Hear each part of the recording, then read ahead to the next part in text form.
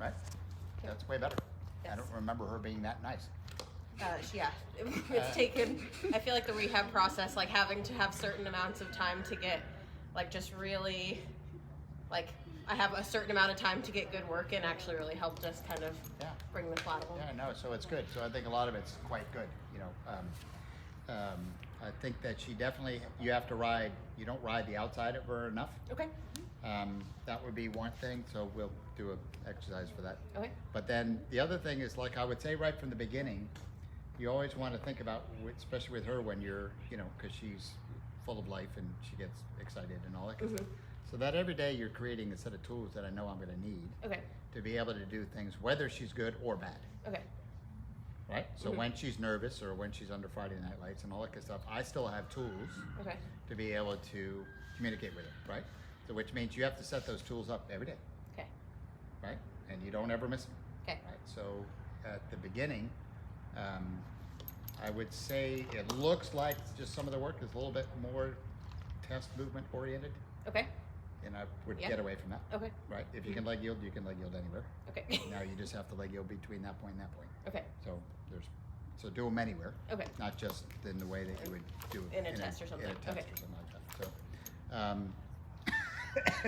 So, so I would definitely create that a little bit, that she, from the beginning, that you get her to listen to your seat, your body, right? So I would, you know, rise and trot, change your posting. Okay. Does she answer you, right? You should know within that first 10 strides. Okay. Right? Whether, and then, because if you do that right from the beginning, then you have that place where you're like, oh, okay, well, I'm going to I get to work on hard stuff today. Okay. Right? Yep. And if not, because of whatever reason, she's nervous, she's whatever, and you don't have that tool, then you're like, well, then that's my day. Okay.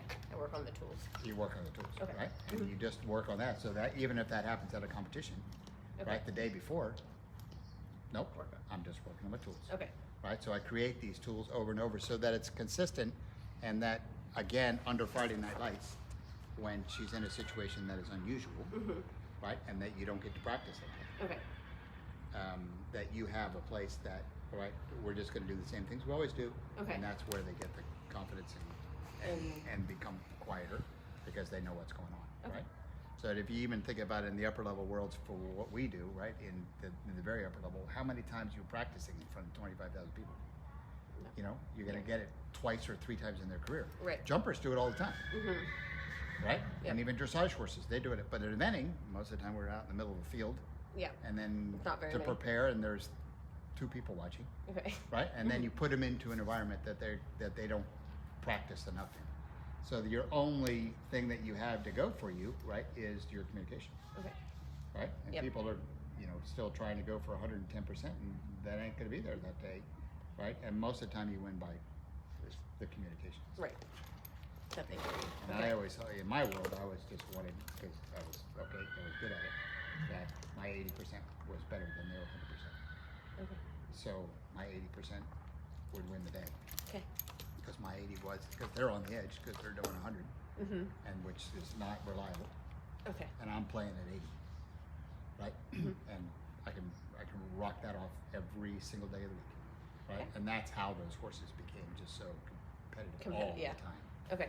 right? Does that make sense? Yep. But it's a mindset. Yeah. You know, it's a mindset, right? Okay. And always that I could go into a place that is unusual, right? And feel like I had the communication, you know, that I could say, all right, we're just doing the same thing, same white box everywhere. Okay. You know what I mean? So it's letters don't move around. It's only white. You know, Okay. What's the difference? Okay. Right.